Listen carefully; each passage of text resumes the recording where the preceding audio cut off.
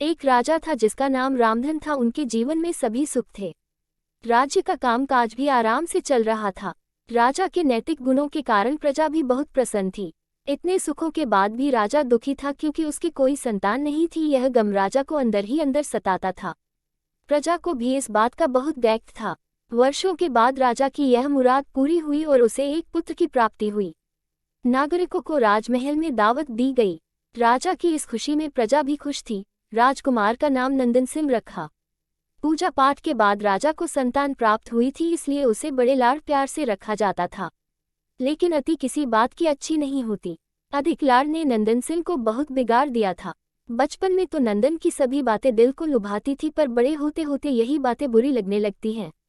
नंदन बहुत जिद्दी हो गया था। उसके मन में अहंकार आ गया था। वो चाहता था कि प्रजा सदैव उसकी जय जयकार करे, उसी की प्रशंसा करे।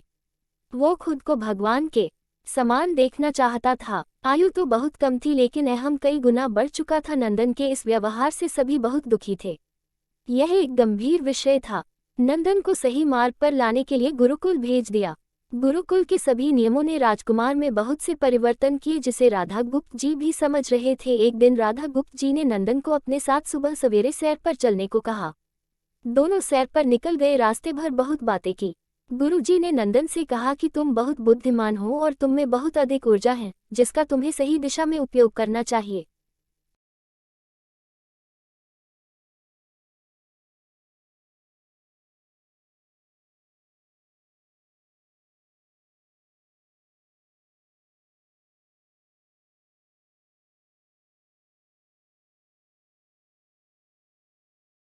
दोनों चलते चलते एक सुंदर बाग में पहुंच गए, जहां बहुत सुंदर सुंदर फूल थे, जिनसे बाग महक रहा था।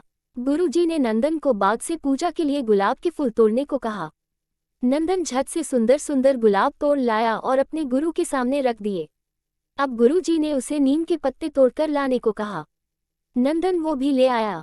अब गुरुजी ने उसे एक गुलाब सूंघने दिया और कहा, बताओ कैसा लगता है। नंदन ने गुलाब सूंघा और गुलाब की बहुत तारीफ की।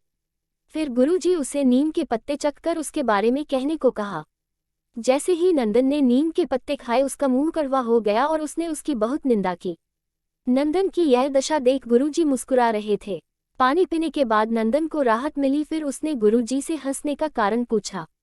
तब गुरुजी ने उससे कहा कि जब तुमने गुलाब का फूल सूंघा तो तुम्हें उसकी खुशबू बहुत अच्छी लगी और तुमने उसकी तारीफ की, लेकिन जब तुमने नीम की पत्तियां खाई तो तुम्हें वो कड़वी लगी और तुमने उसे थूक दिया और उसकी निंदा भी की। गुरुजी ने नंदन को समझाया, जिस प्रकार तुम्हें जो अच्छा लगता है तुम उसकी तारीफ करते हो, उसी प्रकार प्रजा भी जिसमें गुण होते हैं उसी की प्रशंसा करती है। अगर तुम उनके साथ दुर्व्यवहार करोगे और उनसे प्रशंसा की उम्मीद करोगे तो वे यह कभी दिल से नहीं कर पाएंगे। इस प्रकार जहाँ गुण होते हैं वहाँ प्रशंसा होती है। नंदन को सभी बातें विस्तार से समझ आ जाती हैं और वो अपने महल लौट जाता है। नंदन में बहुत परिवर्तन आता है और वो बाद में एक सफल राजा बनता है।